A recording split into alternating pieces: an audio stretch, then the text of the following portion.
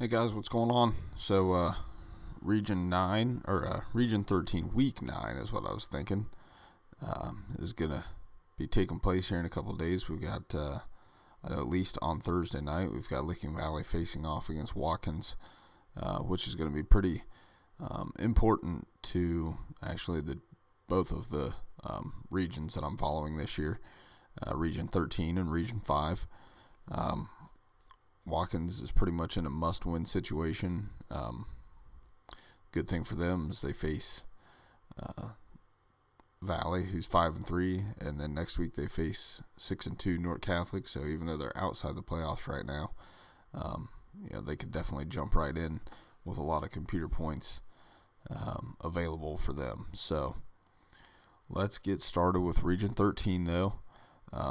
There are now only 19 teams left that could still mathematically make the playoffs.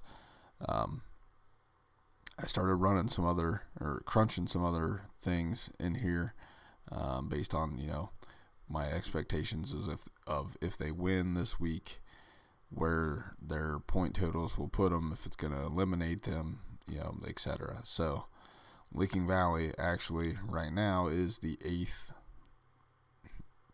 highest team, I guess, in minimum amount of points that they can score. So if a team were to lose and can no longer get above 10.63 points, that will mathematically eliminate them from the playoffs. So like I said, with that said, we'll get started. So 19th, and I'm going to rank the teams this week. I'm going to change it up a little bit. We're going to go to maximum points available, just because that way it makes it easy for me to track the bottom 5, 6, bottom 10 teams really, whether they can get enough points to jump into the top 8. So like I said, with that said, we'll start with Amanda Clear Creek. They are 19th in most amount of points available with 11.6.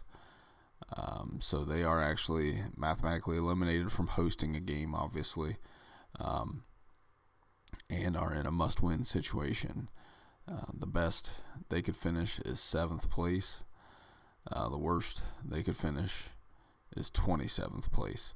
So they have already mathematically, guaranteed themselves not to finish last. But if they win out, they'll be 7th to 25th. If they lose out, they would be 13th to 27th. Just because I ran the numbers this week, like I said, for a few teams, I'm actually picking Amanda Clear Creek to lose this week, which will eliminate them from playoff contentions. Above Amanda is Canton South. Canton South has maximum points available of 11.75. Basically the same situation. They can finish 7th to 24th if they win out, or 16th to 28th if they lose out. I'm picking them to lose this week, which is going to eliminate them from the playoffs as well. Above Canton South and 17th is Fairfield Union. Fairfield Union has maximum points available of 11.8. So they could finish anywhere from 7th to 25th if they win out, and 13th to 27th if they lose out. I'm actually picking them to win this week and keep their extremely slim, based on them, it would be their chance of making the playoffs. But what I haven't done yet is I have not, completed all of the larger schools. So, or not the larger schools, the schools that are mathematically, in better shape. So, like, I don't know if what's the team I'm looking for? So, say like Licking Valley. I haven't put their number in yet to see if they, are expected to win or lose yet. I only got through like the bottom 5 or 6 teams, so that information is not going to be there, but we will get that taken care of, hopefully, and I'll be able to just put it up, at least with my blog post, later on this week. So, okay, so now let me go back here to where we were. So we were looking at, I sorted by the wrong one. Hold on. There we go. So we looked at Fairfield Union, and now we're looking at Philo. Philo is ranked 16th. They could get to a maximum of 13.35 points. They're in a must-win situation, obviously. They are eliminated from being able to host a game. The best they could finish is 5th. They will finish from 5th to 19th if they win out, and 13th to 17th if they lose out. And I am picking them to win this weekend. Above Philo is Northwest, Canal Fulton Northwest. They can max out at 14.21 points, which would put them in a very similar situation. They can end up 5th to 25th if they win out, and 9th to 27th if they lose out. So they can no longer get into the hosting a playoff game, obviously, either. Above Canal Fulton Northwest is East Liverpool. This is another team that I'm expecting to lose this week, which is going to mathematically eliminate them from the playoff hunt as well. Their maximum is 14.325 points. They could finish from 5th to 19th if they win out, and 15th to 28th if they lose out. So they are must win to get in the playoffs and eliminated from being able to host.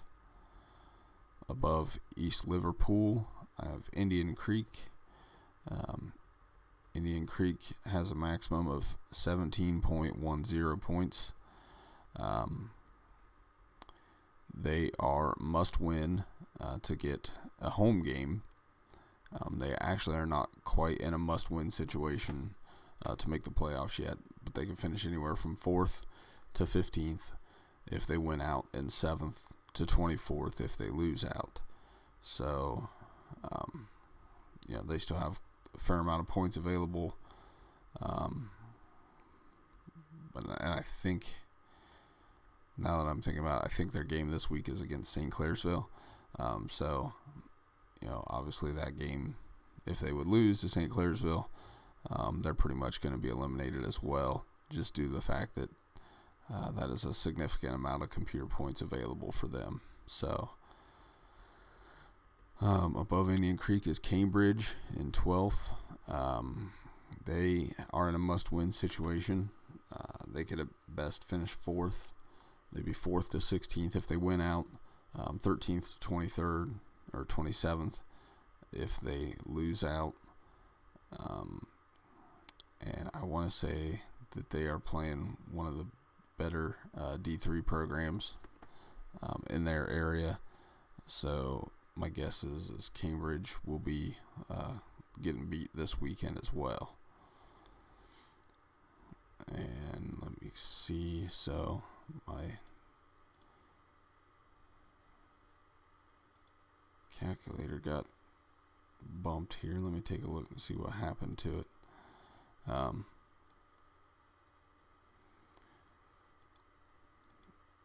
But we can go ahead and look at the next team above them is Shelby.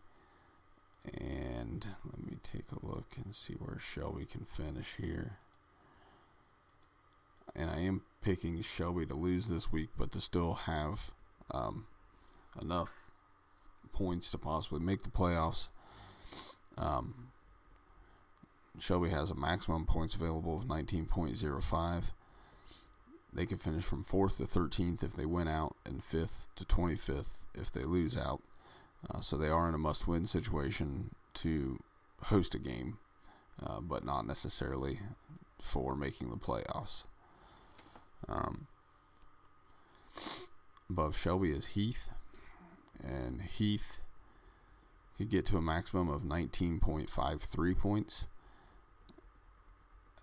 So they are in a must-win situation to get a home game as well. 4th to 13th would be the best they could do if they win out, and 5th to 25th would be their positioning if they lose out.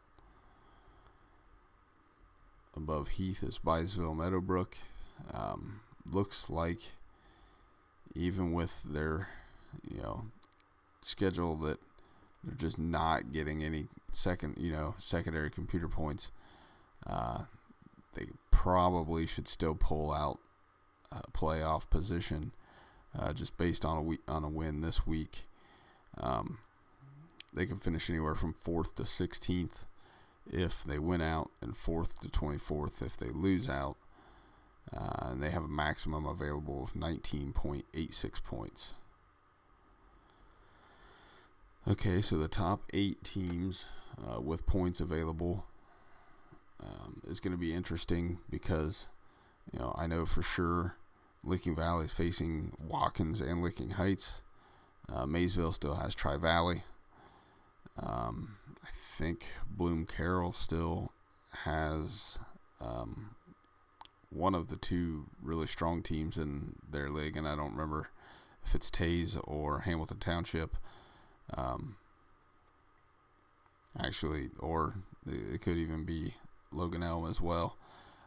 So there's definitely still the potential to be beaten, in that league as well. But Bloom Carroll could get to 20.05 points on the maximum. So that means if they would win out, they'll finish 4th to 12th. If they lose out, they would be 5th to 19th, and they are in a must-win situation to host a playoff game. Above Bloom Carroll is Maysville. Maysville could get a maximum of 20.65 points. They would finish anywhere from 3rd to 11th if they win out, and 4th to 16th if they lose out.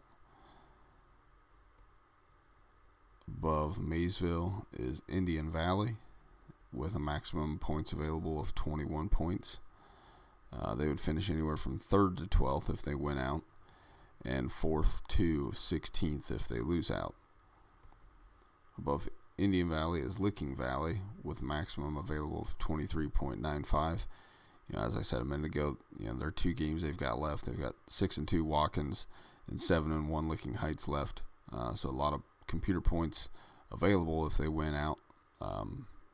But they're not going to be favored in either of those games finishing out the season either. So, they're either going to need to pull an upset against one of those teams or, get some help from the other teams that they've already beaten. So, with that said, Licking Valley can finish anywhere from 2nd to 9th if they win out, and 4th to 19th if they lose out. Above Licking Valley is Salem with 26.65 maximum points. They control their own destiny, obviously, to make the playoffs. So they're, if they win out, they're guaranteed a minimum of 23.8 points, which would clinch a position, obviously. As a matter of fact, it would guarantee them no worse than 5th in the region if they win out, and they would be 4th to 13th if they lose out. So they're in a pretty good position.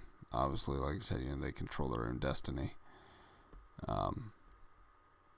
Above Salem, St. Clairsville. St. Clairsville has maximum available of 33.42 points. They've already clinched a playoff game. They control their own destiny for a home game.